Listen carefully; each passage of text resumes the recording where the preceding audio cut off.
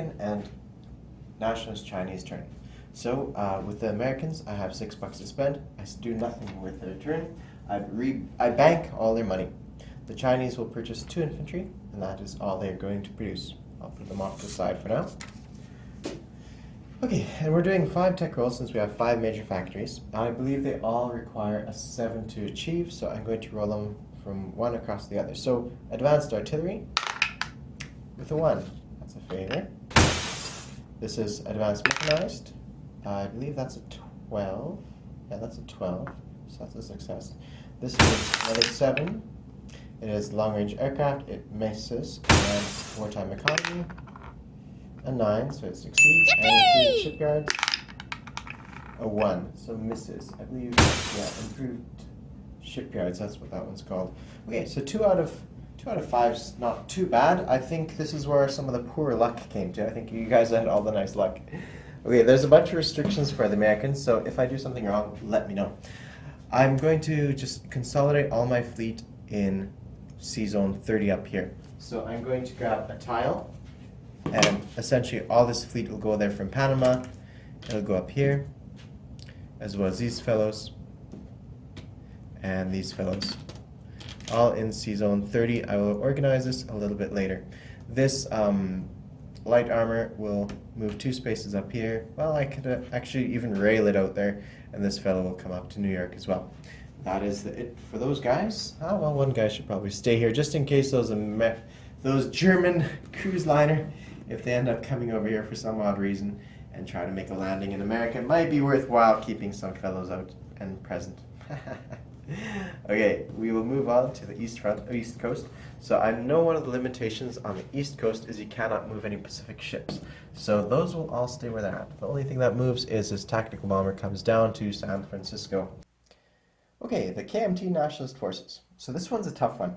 I have 6 IPPs to spend, which is not very much. And I have 2 enemies, or 1 potential enemy and 1 active enemy. The CCP and China and the KMT are currently at war. So I spoke with Hilltop Billbox and asked how he felt about a truce.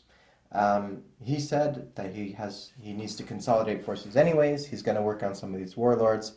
And so right now he says the truce sounds good. He's going to start protecting his borders, and he doesn't want to start taking away from my troops because eventually we're going to be allies, he thinks, if Japan invades us. So for right now we have a truce. So with that in mind, I need to start making some moves. This is not really a strategy video, it's just me. It shouldn't be. It should be just me saying what's happening. So these guys are going to vacate the interior because I can't be attacked here. Now, over here I have 4 borders to spend, and I have 12 dudes. The CCP has 15 guys, and they've gone from 5 units to 15, and from $2 to $6. I have 12 with $6. They outproduce me because they get a recruitment role, and they have more troops than me. Japan is the primary enemy, but the CCP has just gone from I've gone from being Japan's primary enemy to being their secondary enemy. So I need to bulk up my borders.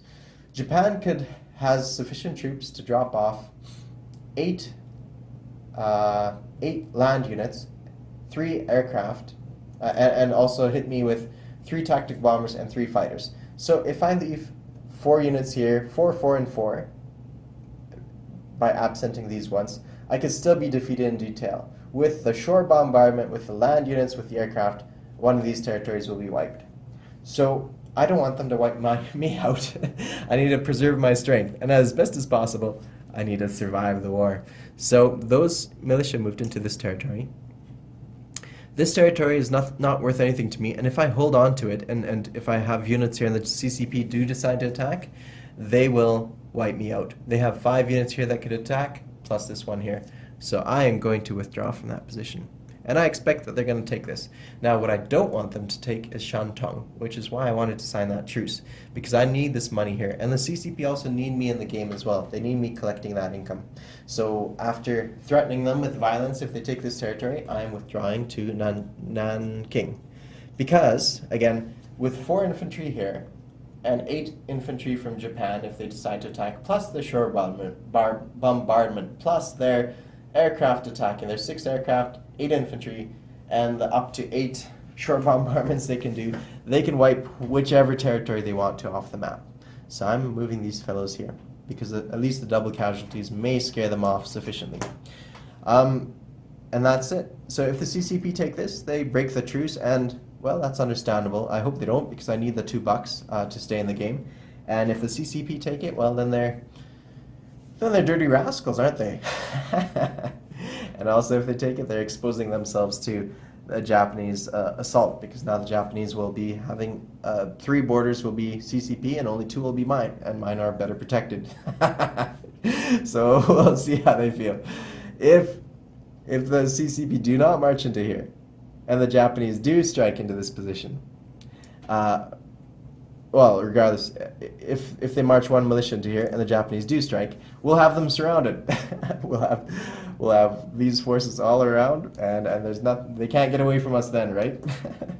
Okay, that concludes the video. I place 1 unit right here and 1 fellow here. Okay, everybody, and check out Panzer King's video next. It'll be 2.1, German's turn. Thanks, guys. Cheers.